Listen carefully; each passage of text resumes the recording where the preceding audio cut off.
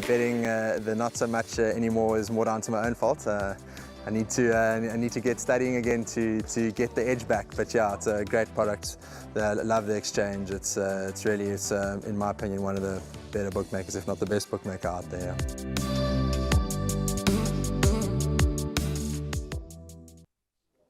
Very warm welcome to the GTV studio, where Devon Govender and I are going to take you through the 9 races that are carded for Hollywood Bet Scottsville up in the capital, Pietermaritzburg, on Wednesday the 23rd of February.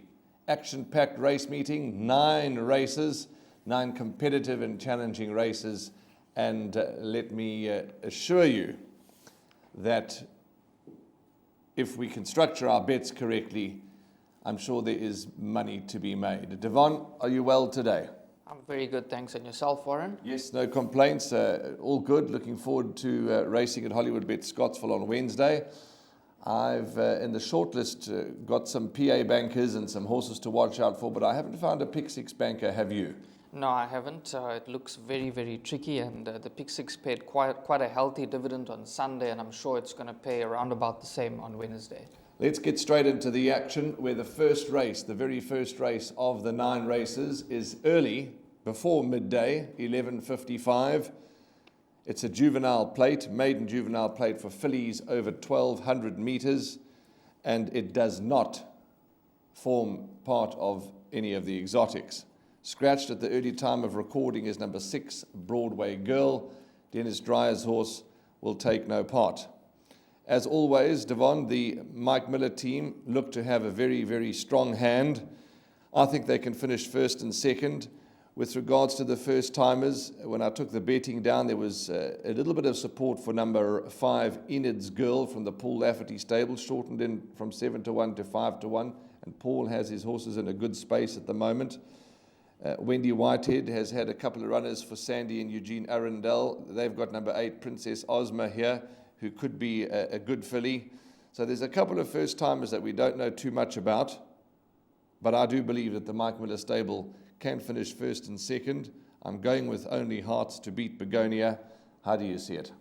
Yes, I'm in full agreement with you. My top 3 selections are 13 Only Hearts, number 4 Begonia, and then number 10 Sweeter Than Honey. Only Hearts ran 2 crackers at Scottsville, but there's not much depth to the form. It's currently shortened to 12-10 anti-post betting, and that might be a little bit too short. However, having said that, the form does stand out in this field, but take note, there's a lot of first-timers, and my advice to the public would be watch them going down to the start.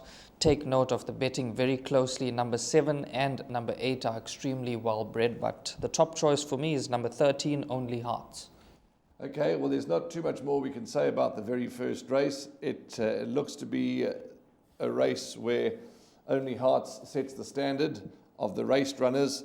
As we said, the first-timers, will keep a good watch on them, and the parade ring going to post, and of course the activity in the betting market as we inch closer to race time. But Devon and I are in the camp of Mike Miller and his team. We're going Only Hearts to beat Begonia.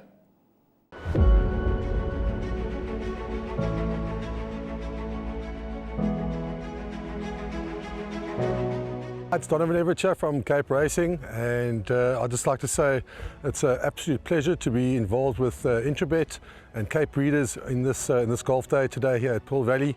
It's fantastic for the industry to see all the relevant stakeholders coming down and having a good time and networking, and it's exactly what the industry needs right now in terms of moving forward and recreating some positivity to take us forward into the next year.